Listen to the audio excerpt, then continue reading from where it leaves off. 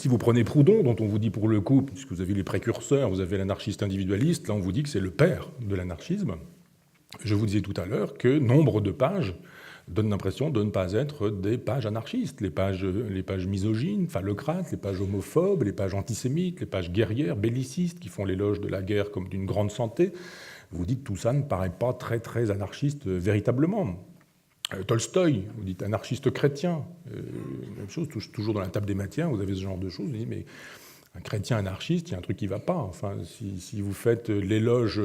du bonheur dans l'au-delà, et ce que font toujours les chrétiens, enfin les croyants, ils vous demandent de mourir de votre vivant, parce qu'ils vous disent que ce sera plus simple de mourir le jour où ça viendra, et vous font savoir que moins vous aurez vécu ici-bas, plus vous vivrez dans un au-delà qui n'existe pas.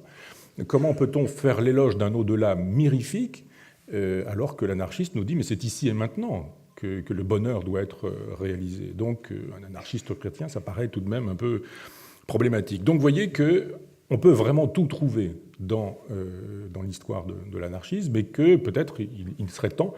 d'arrêter d'écrire une histoire de l'anarchie qui serait une légende dorée de l'anarchisme, où on aurait des héros, des gens extraordinaires, où on aurait des cases dans lesquelles tout le monde rentrerait et occuperait bien sa place, la place de précurseur, la place de père, la place d'individualiste, la place de